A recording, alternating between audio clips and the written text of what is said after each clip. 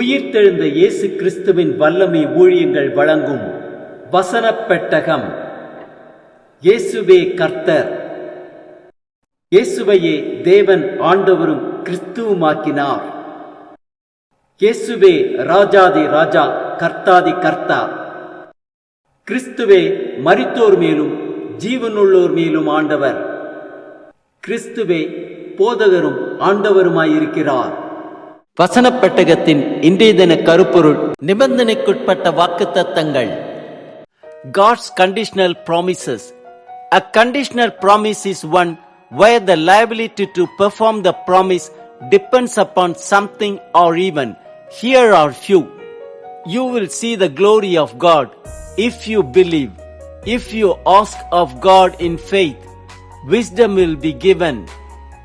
It will be given you if you ask. You will find if you seek. It will be open to you if you knock. No one can be against you when God is for you. We can do all things if Christ strengthens us. Jesus will give to everyone according to their works. You will receive whatever you ask for in prayer if you believe. You are really my disciples if you hold to my teaching. You are my friends if you do what I command. When Jesus appears, we will be like him if we are children of God. நீ விசுவாசித்தால் தேவனுடைய மகிமையை காண்பாய். நிபந்தனைக்குட்பட்ட தேவனுடைய வாக்குத்தத்தங்களை பார்க்கலாம். ஆதியாகமம் 4:7 வாசிக்கிறோம்: நீ நன்மை செய்தால் மேன்மை இல்லையோ, நீ நன்மை செய்யாதிருந்தால் பாவம் வாசற்படியில் படுத்திருக்கும்.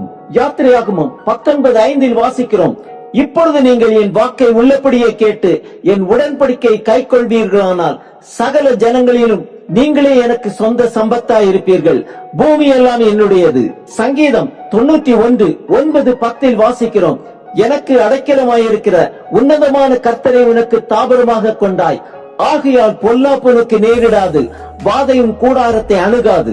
ஏசாயா 1:18 வாசிக்கிறோம்: உங்கள் பாவங்கள் சிவேர் என்று இருந்தாலும் உறைந்த மழையைப் போல் வெண்மையாகும், அவைகள் இரத்தாம்பர சிவப்பாய் இருந்தாலும் பஞ்சை போலாகும். நீங்கள் மனம் பொருந்தி செவி கொடுத்தால் தேசத்தின் நன்மையை புசிப்பீர்கள். ஏசாயா 48:18 வாசிக்கிறோம்: என் கற்பனைகளை கவனித்தாயானால் நலமாயிருக்கும், அப்பொழுது உன் சமாதானம் நதியைப் போலும் உன் நீதி சமுத்திரத்தின் அலைகளைப் போலும் இருக்கும்.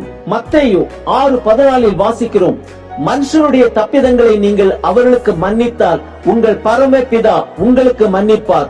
மனுஷனுடைய தப்பிதங்களை நீங்கள் அவர்களுக்கு மன்னியாதிருந்தால் உங்கள் பிதா உங்கள் தப்பிதங்களையும் மன்னியாதிருப்பார். மத்தேயு 17:20 வாசிக்கிறோம்: அதற்கு இயேசு, உங்கள் அவிசுவாசத்தினாலே தான். கடுகு விதை அளவு விசுவாசம் உங்களுக்கு இருந்தால் நீங்கள் இந்த மலையை பார்த்து இவ்விடம் விட்டு அப்புறம் போ என்று சொல்ல அது அப்புறம் போம். உங்களால் கூடாத காரியம் ஒன்றுமிராது என்று மெய்யாகவே உங்களுக்கு சொல்லுகிறேன். மத்தேயு 21:22 வாசிக்கிறோம்: மேலும் நீங்கள் விசுவாசம் உள்ளவர்களாய் ஜெபத்திலே எவைகளை கேட்பீர்களோ அவைகளை எல்லாம் பெறுவீர்கள் என்றார். யோவான் 8:31 வாசிக்கிறோம்: இயேசு தம்மை விசுவாசித்த யூதர்களை நோக்கி, நீங்கள் என் உபதேசத்தில் நிலைத்திருந்தால் மெய்யாகவே என் சீஷராயிருப்பீர்கள். யோவான் 8:51 வாசிக்கிறோம்: ஒருவன் என் வார்த்தையை கைக்கொண்டால் அவன் என்றென்றைக்கும் மரணத்தை காண்பதில்லை என்று மெய்யாகவே மெய்யாகவே உங்களுக்கு சொல்லுகிறேன் என்றார். யோவான் 13:35 வாசிக்கிறோம்: நீங்கள் ஒருவரில் ஒருவர் அன்புள்ளவர்களாயிருந்தால் அதனால் நீங்கள் என்னுடைய சீஷர்கள் என்று எல்லாரும் அறிந்து கொள்வார்கள் என்றார். யோவான் 14:15 வாசிக்கிறோம்: நீங்கள் என்னிடத்தில் அன்பாயிருந்தால் என் கற்பனைகளை கைக்கொள்ளுங்கள். யோவான் 15:6-7 வாசிக்கிறோம்: ஒருவன் என்னில் நிலைத்திராவிட்டால் வெளியே எரியுண்ட கொடியை போல அவன் எரியுண்டு உலர்ந்து போவான். அப்படிப்பட்டவைகளை சேர்த்து அக்கினியிலே போடுவார்கள், அவைகள் எரிந்து போம். நீங்கள் என்னிலும் என் வார்த்தைகள் உங்களிலும் நிலைத்திருந்தால் நீங்கள் கேட்டுக்கொள்வது எதுவோ அது உங்களுக்கு செய்யப்படும். யோவான் 15:10 வாசிக்கிறோம்: நான் என் பிதாவின் கற்பனைகளை கைக்கொண்டு அவருடைய அன்பிலே நிலைத்திருக்கிறது போல நீங்களும் என் கற்பனைகளை கைக்கொண்டிருந்தால் என்னுடைய அன்பிலே நிலைத்திருப்பீர்கள். யோவான் 15:14 வாசிக்கிறோம்: நான் உங்களுக்கு கற்பிக்கிற யாவையும் நீங்கள் செய்வீர்களானால் என் சிநேகிதராயிருப்பீர்கள். ரோமர் 8:32 வாசிக்கிறோம்: தேவன் நம்முடைய பட்சத்தில் இருந்தால் நமக்கு விரோதமாய் இருப்பவன் யார்? ரோமர் 10:9 வாசிக்கிறோம், கர்த்தராகிய இயேசுவை நீ உன் வாயினாலே அறிக்கையிட்டு தேவன் அவரை மரித்தோரிலிருந்து எழுப்பினார் என்று உன் இருதயத்திலே விசுவாசித்தால் ரட்சிக்கப்படுவாய். 1 கொரிந்தியர் 15:2 வாசிக்கிறோம், நான் உங்களுக்கு பிரசங்கித்த பிரகாரமாய் நீங்கள் அதை கைக்கொண்டிருந்தால் அதனாலே ரட்சிக்கப்படுவீர்கள்.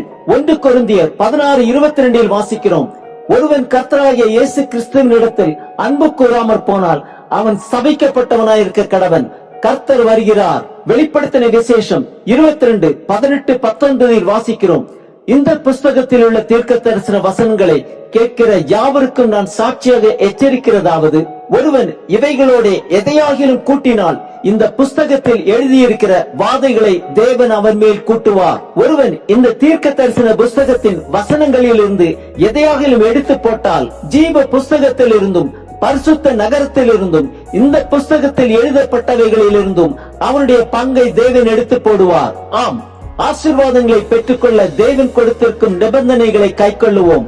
ஆசீர்வாதங்களை சுதந்திரித்துக் கொள்வோம்.